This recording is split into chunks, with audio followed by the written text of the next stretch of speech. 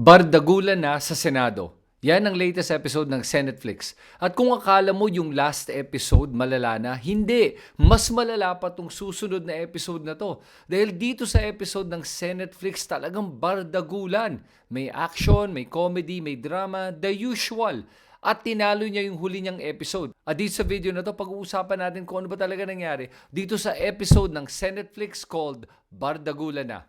Nagumpisa tong episode na to na nagpa-press con si Senator Win Gatchalian, yung acting Senate President. At dito binanggit niya na tuloy-tuloy na at mag-uumpisa na ulit ang trabaho sa Senado. Dahil yung current Senate President ay hindi pa sumisipot sa trabaho at sinabihan niya yung majority senators na huwag pumasok sa trabaho for the last 3 days. Pero dahil nakakuha na sila ng quorum dahil sa pagdating ni Chis Escudero, nakapagboto na sila at na-reorganize na nila ang Senado para mag-umpisa na ulit ang trabaho sa Senado. Habang si Alan Peter Cayetano naman ay naging vlogger na lang imbis na naging senador. Imbis na sumipot sa Senado, nagva-vlog siya araw-araw. At dito sa episode ng Senetflix, nag-livestream pa siya ng lampas 3 hours kasama ang 18 Marines. At babagitin ko rin dito sa press ko na ginawa ni Senator Win Gatchalian, binanggit din niya na hiningi daw niya yung tulong ni John Vic Remulla para siguraduhin na walang gulong mangyayari sa Senado kung pilitin ng grupo ni Cayetano na pumasok sa loob ng Senado at ituloy ang Blue Ribbon Committee hearing nila. At ito na yung setup para sa susunod na mga pangyayari. Dahil pati nagulat ako na nung sinabi niyang hiningi niya yung tulong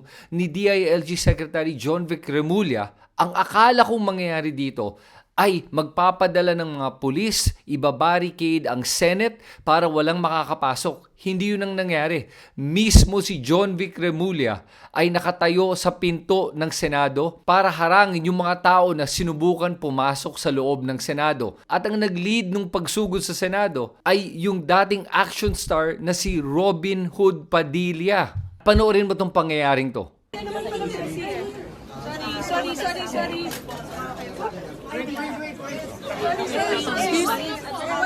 guys. Pia Cayetano. Mama kayo sa akin. Okay. Sige, pasok.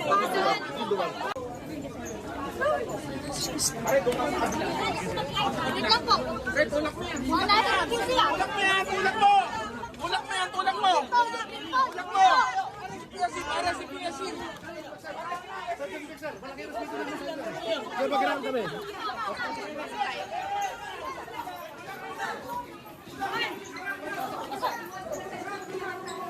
Inside. Sara yung pinto.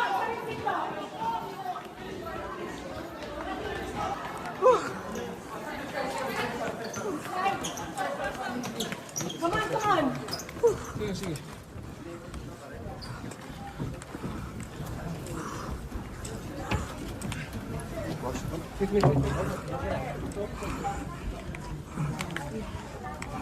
Alam mo, nagulat talaga ako na nag-iisa lang si John Vic Remulla na sinubukan niyang pigilan itong crowd na to nagpo-push forward na ganyan. Akala ba niya si Superman siya? Sus Mariosep. So dito, 1 point panalo dito si Robin Hood Padilla. At kung seryoso si John Vic Remulla na para magkaroon ng kapayapaan sa loob ng Senado, dapat talaga gumawa siya ng maayos na barricade na kasama ang buong kapulisan. Hindi yung siya nag-iisa lang na nakatayo doon. Tapos meron pang damsel in distress dito na si Senator Pia Cayetano na mukhang kawawang-kawawa at aping-api. Napakagaling talaga ng acting dito. Kung di pa siya nanalo ng Best Actress Award nung nakaraang episode, siguro dito dapat makukuha na niya yun. At nung nakapwesto na silang lahat, dito na nagumpisa yung trabaho ng vlogger na si Alan Peter Cayetano, kung saan vinlog niya yung buong hearing na ginawa nila. At pinanood ko yung lampas 3 oras na hearing na to. O kaya tinatawag nating chismisan. At sa totoo lang, naumay ako. Pero kailangan kong panoorin dahil gusto ko talaga marinig lahat ng ebidensya kung meron man na bago silang ipapalabas na ebidensya at gusto ko malaman kung may katotohanan dito. Dahil lahat naman tayo gusto nating malaman kung may katotohanan. Kaya pinanood ko lahat to para hindi na nyo kailangan panoorin at kukwento ko na lang sa inyo yung mga highlights netong chismisan na nangyari with the 18 Marites. Pero bago ang lahat, gusto ko lang banggitin na hindi ko sinasabing kasinungalingan lahat ng sinasabi ng mga 18 Marites, 18 Marines natin. Tingin ko, meron namang mga katotohanan sa mga sinasabi nila. Tingin ko na may mga delivery na nangyari. At base sa buong salaysay nila, isang nakikita kong katotohanan. Na si Zaldico mukhang pinakamalaking kinita dito at mukhang pinaka-mastermind nito. At mukhang may katotohanan na mga may inaambunan siya ng yaman na ninakaw niya sa Kaban ng Bayan. Pero ang tanong, sino ba talaga ang mga inambunan niya? At sino ang dinagdag lang para lang ipitin ang mga kalaban ng kampo ni Duterte? At para maghiganti din sa pagpapadala kay Duterte sa ICC. Okay, so ano ba ang key highlights dito sa live stream na ginawa ni Vlogger Cayetano? Unang eksena pa lang palpak na talaga at comedy na. Dito kasi pinapalabas si Marcoleta na tinatanong lang niya kay Attorney Baligod tungkol sa dokumento na hawak niya kung pareho daw to dun sa signed and notarized affidavit na sinabmit ni Baligod sa ombudsman. Alam mo, ginagawa to ng mga senador yung pagtatanong para magmukha silang impartial. Pero ang katotohanan dyan ay these are leading questions para makuha nila yung sagot na gusto nilang marinig. At ang problema lang, parang pumalpak na naman yung script. Dahil dito, mapapakinggan mo, sasabihin ni Baligod na mali daw at iba daw ang dokumento na hinarap sa media at kinakalat daw sa social media kumpara sa signed and notarized affidavit nila. Pero nung tinignan na niya yung dalawang dokumento, napaamin din siya na pareho lang pala yun. Panoorin natin to. Atty. Baligod, pakikita ko sa iyo yung kopyang ibinigay sa akin at sasabihin mo sa pagdinig nito kung itong dokumentong ibinigay sa akin ay kapareho rin nung isinabit mo sa opisina ng Ombudsman. For the record, Mr. President, Atty. Baligod is comparing the document I handed him with the document that he furnished the Office of the Ombudsman. Mr. Chair, before I respond to your request, let me make a statement that salamat po sa tanong nyo na ito. Dahil alam ko po na may umiikot noon sa social media na claiming na yun yung affidavit ng 18 na mga dating sundalo. At nakita ko po na maraming mali, may mga dagdag, bawas, at yung maling affidavit po na yun ang ginamit ng ilang mga mambabatas sa kanilang reklamong libel at cyber libel sa amin. Ginamit po nila yung hindi notaryado, hindi pirmado, at may mga intercalations na affidavit po.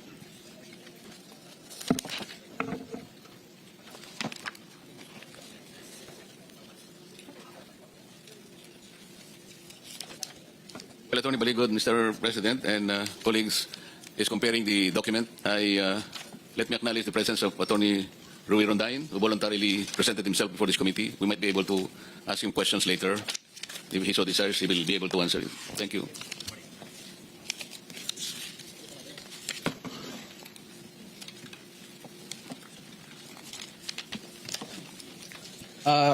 Mr. Chair, except for the pagination and the contents of a specific page, meron pong pagkakaiba, no? Like for example, in page 12, sa amin pong sinumite sa Office of the Ombudsman,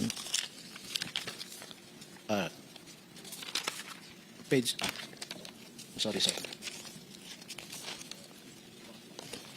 Your Honor, I withdraw my initial statement and I confirm that these are the same. No? Pareho lang, Attorney. Opo, hindi ko nakita kasi yung isang page kasi nakalimutan ko yung salamin ko sa sasakyan. Okay. Pero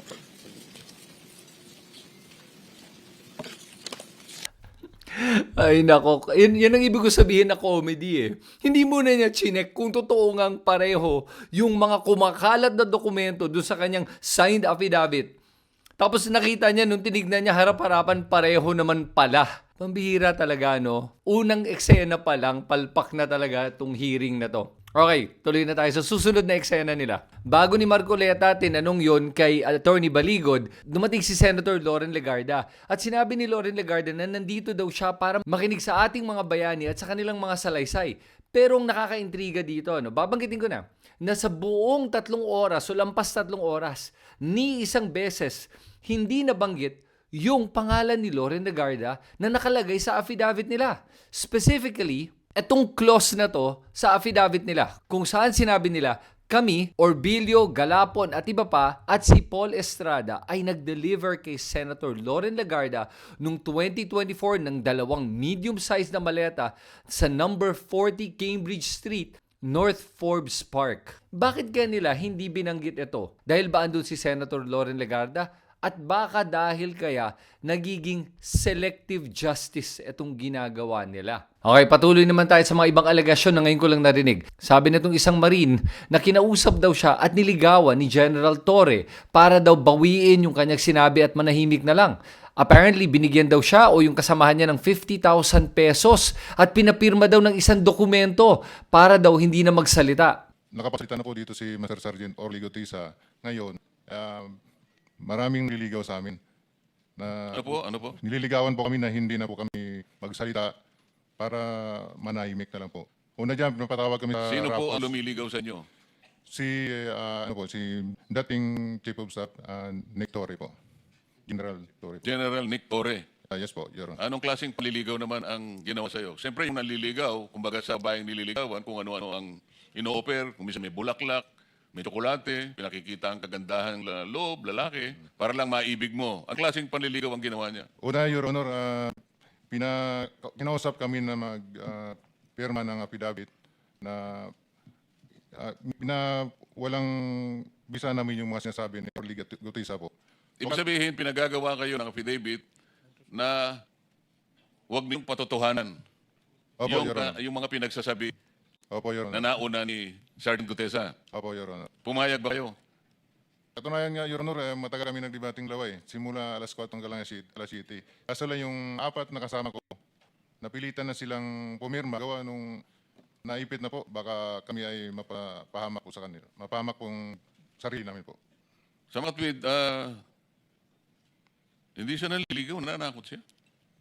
Yung naliligaw, malumanay, magandang approach. Pero natakot ang mga ibang kasama mo, nakapirma doon sa kanyang nakapirma, kagustuhan, huwag patotohanan yung sinasabing nauna ni Sergeant Gutesa. Yes, Your Honor. Bali, 5 kami po yung pumirma. Ako yung pinakahuling pumirma. Pero ngayon sinasabi mo na napapirma ka lang dahil pilitan ka lang. Yes, Your Honor. Pagkatapos nun, ano naman ang pabuya na binigay sa iyo kung meron? Binigyan kami ng 50,000, Your Honor, para sa disturbance namin. Pakiulit Your nga po, magkano po? 50,000, Your Honor. Yen, Pesos nyo. pesos. Opo. Sino nagbigay? Yung si Annalisa Gaspar po. Yung staff niyan po. O ano naman ang, bakit nila kayo binigyan? Kayong lahat binigyan ng 50,000 pesos. Your Honor.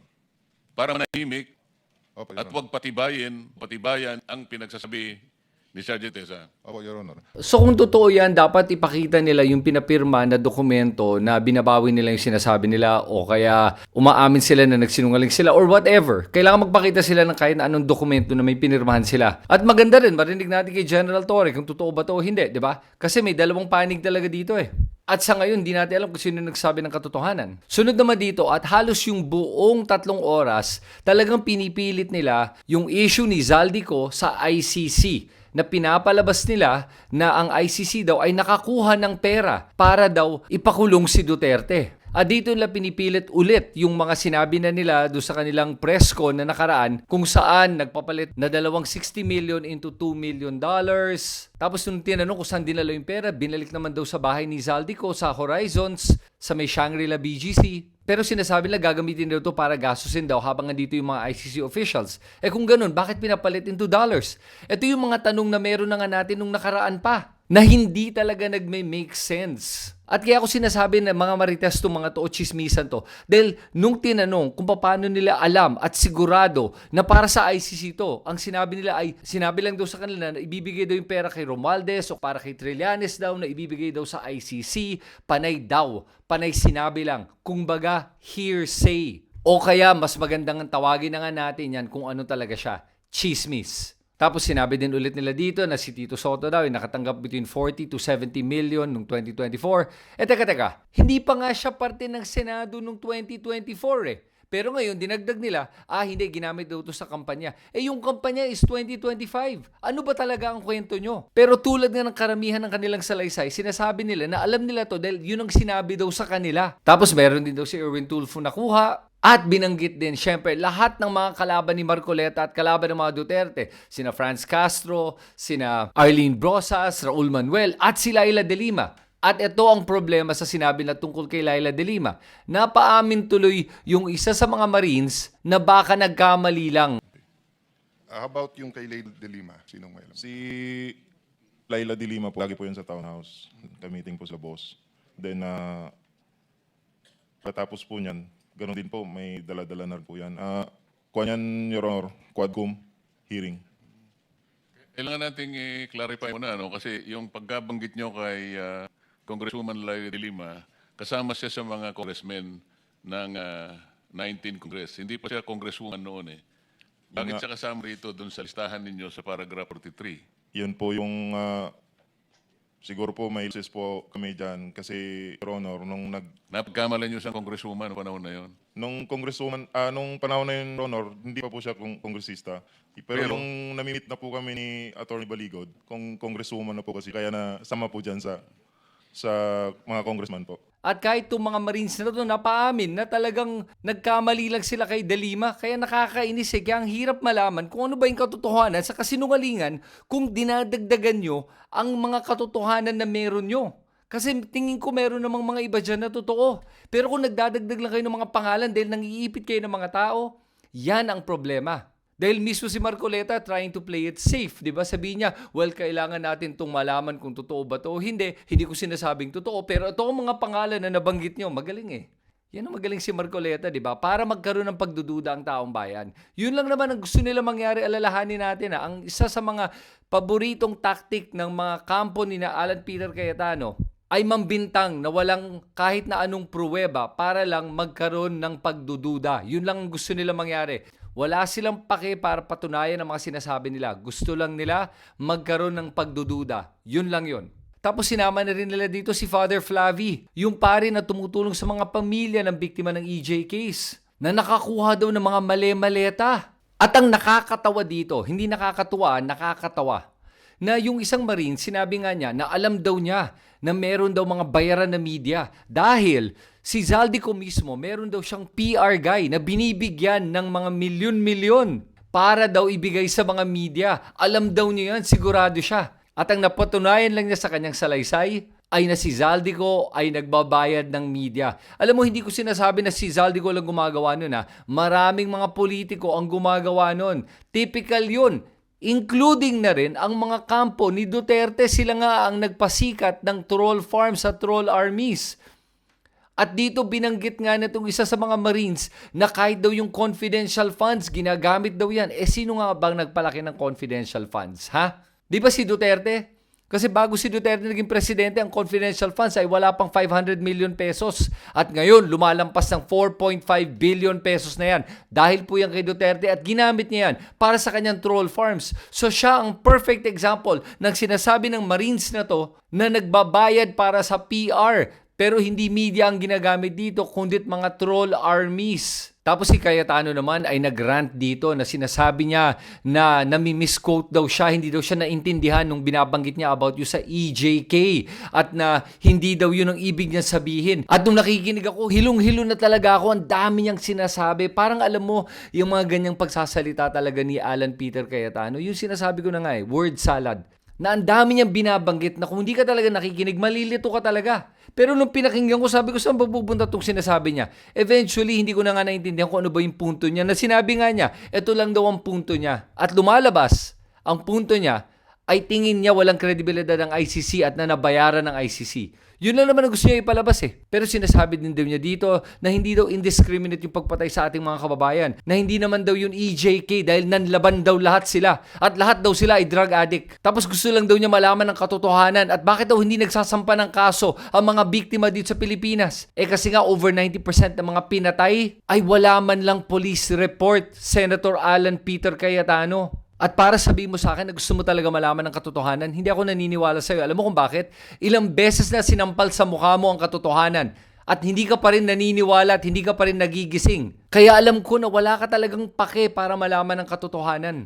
Gusto mo lang talaga ikalat ang propaganda ng inyong Diyos na si Duterte. Tapos bumalik naman dito si Baligod. Oh my God, Attorney Baligod, sa totoo lang. Dito naman yung math is not mathing. Yung sinubukan niya kwentahin, yung magkano ba yung na-deliver at kung bakit umabot daw ng 805 billion pesos na sinabi ni Marcoleta, na sinabi daw ni Ping Lacson ay hindi naman daw nagme-make sense kung paano na-deliver yung ganong karaming pera.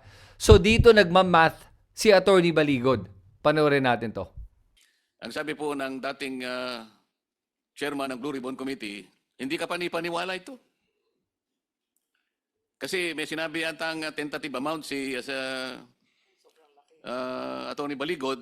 Attorney Baligod, ano ba yung estimate mo bang nasabi noon? At yan ang kanyang ginawang dahilan para sabihin niya na sa kanyang calculation, gumamit yata siya ng differential calculus o kung ano man. Ano. Ang nabanggit ko po noon ay 805 billion at ang At binasehan...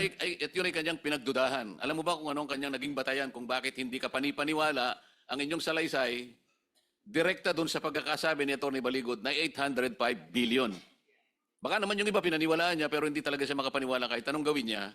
Imposible kanya na itong mga taong ito na 18 sa kanila hindi kakayanin ng ganito lang karaming tao para i-deliver mo ang ganitong kalaking halaga. At nagkwenta nga siya at nag-privilege speech nga siya dito rin sa buluwagang ito. Atty. Baligod, sinabi niya sa iyo na hindi ka panipaniwala. Dalawa po kasi yung assumptions ni Senator Lacson. Kaya siya nagsabi na hindi ka panipaniwala. Ang una po kasi ay, ang assumption niya, ang pera ay galing lamang sa flood control projects anomaly. Second, na assumption ay physically binibilang kada piraso yung pera. So time and motion, imposible nga po yung 805 billion from September 2022 to early part of 2025. Tama naman siya pag binibilang yun. Mabubulag ka talaga. Oo. Pero ang pagbilang po ay per bundle na by the million, no? 1 million per bundle. Oo, tapos sinisilid sa maleta, meron pong marker sila kung ilan ang nilalaman ng bawat maleta. Kaya makikita po nyo sa picture, merong 6, etc. Pero ang committee ngayon ng mental picture. Kanina may nagsabi na sa atin na palagay ko minonota na ng ating mga staff dito. Sa bawat linggo, 3 beses kayong nagdi-deliver. At ang bawat delivery ay hindi kukulangin sa 20 na maleta. At ito'y ginawa niyo sa halos from 2022, 23, 24, 25. At ang maleta ay 3 klase. Isang maliit, isang hindi masyadong malaki, at isang malaki. Pag sama-samahin natin lahat, ang mga factors na yan, pwede mo bang i-calculate kung tama o hindi yung nauna mong sinabi na hindi mo naman ata sinigurong ganun na ganun? Okay po. Kung 3 to 4 times a week ang sabi nila, 3 beses kanyo na lang. At wag na nating i-consider na large, no? Mag-average tayo, medium na lang. Kunin mo yung range niya. Sige, mga 30 million na lang po kada bag, kada maleta. So sa isang linggo, Maliit naman yun kasi magsimula ka sa 20, merong hanggang 60. Oo. So, So, 20 40. plus 60 divided by 2, yun ang range mo. opo. So kung 40 million kada maleta, minimum of 20 na maletas kada delivery. So 60 na maleta kada linggo sa tig 40 ay kwan na po yun, 240 million na po yata yun, tama? Mahina po ako sa math kaya nag-abogado ako. 2.4 B, opo. So sa isang sandali 60 times Mas magaling sa'yo sa math si Senator Raimi kaya hindi niya tinuloy ang kanyang pagiging abogado. 60 times, ganito na lang po, 60 na maleta sa, 60 times 4 is 240 na maleta kada buwan. 2,400. Then palagay na lang po natin na 40 million ang isa, ang bawat bag, meron na pong 316.8 billion. Pero sa kwan lang po yon, sa Forbes Park lang. Ang sabi po ng mga witnesses ay pati sa Aguado nagde-deliver din sila ng halos 3 to 4 times kada linggo. So, kung i-times 2 po nyo yan, Saan po yung agwado na yun at kanino pong pag-aari yung pinag-deliveran nyo ron? ang sabi po nila kay dating Speaker Martin Romualdez. So kung Aguado and Forbes Park lamang po ay 633 billion na po yun. Sige, so sabihin na nga natin na tama yun. Alam mo, sa totoo lang, naniniwala naman ako na may katotohanan kahit papaano yung sinasabi ni Atty. Baligod dito. Baka 800 billion, pero para sa akin, sa totoo lang matagal ko na sinasabi to, na naniniwala ako na ang korupsyon ay umaabot lampas 2 trilyon. At nagumpisa to nung panahon ni Duterte. Bakit? Kasi bago nung panahon ni Duterte, nung panahon ni Pinoy, ang ating buong national budget ay wala pang 3 trillion pesos. Tapos nung panahon ni Duterte, umakyat siya to almost 6 trillion pesos. Tapos ngayon, nasa 6.8 trillion pesos na tayo taon-taon. Kaya naniniwala talaga ako na over 2 trillion pesos ang nawawala sa korupsyon. Ang ninanakaw sa kaban ng bayan. Yung 805, probably nga sa DPWH pa lang yan. At ganun kalala ang korupsyon sa ating bansa. Pero nakakahilo lang talaga tong math na ginawa ni Baligod eh. At last but not least, binanggit pa dito ni Alan Peter Cayetano na may human trafficking issue daw. Nadamay ang isang senador. At itong senador na to ay umu-order daw ng mga 5 babae tapos pagpipilian daw niya yan. At alam mo kung sino yung senador na to? Si Senator Erwin Tulfo. Ngayon para sa akin kung totoo yun na hindi, ay kailangan nating malaman. Pero ang hearing na to ay para sa usapan ng korupsyon. Bakit binabanggit yan dito sa hearing na to ni Alan Peter Cayetano? Isa lang naman ang rason. Para siraan ang kredibilidad ni Senator Erwin Tulfo. Yun ang punto lang niya para manira, to defame. Ngayon kung totoo to, hindi ay ibang usapan. At para sa akin dito mo nakikita kung gaano ka-desperado si Alan Peter Cayetano na siraan ang mga nasa SB11. At hahanapin nila yung weakest link doon at sisiraan nila habang poprotektahan nila ang kanilang mga kaalyado tulad ni Senator Loren Legarda. At ang natutunan lang natin dito sa buong episode ng Senate Flix ay ito. Natutuong si Zaldico ang mukhang mastermind dito.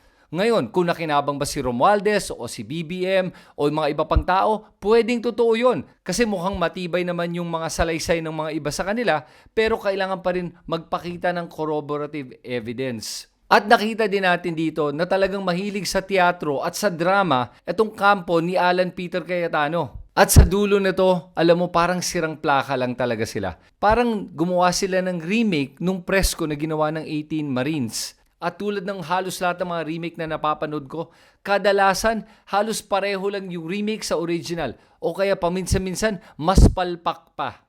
At yan ang katotohanan. Kayo ano tingin nyo? Agree ba kayo o disagree dun sa mga narinig nyo? Meron ba kayong mga alam na ibang impormasyon o mga kwento tungkol sa mga nangyayaring korupsyon sa ating bansa? Isulat natin yan dito sa comment section sa ibaba at pag nagugustuhan mo yung mga ganitong klaseng video, please make sure to subscribe to my YouTube channel at ikalat ang mga videos na tulad nito. Salamat sa inyo lahat. Ito si Chris Tan. Magkita tayo mula sa aking susunod na video.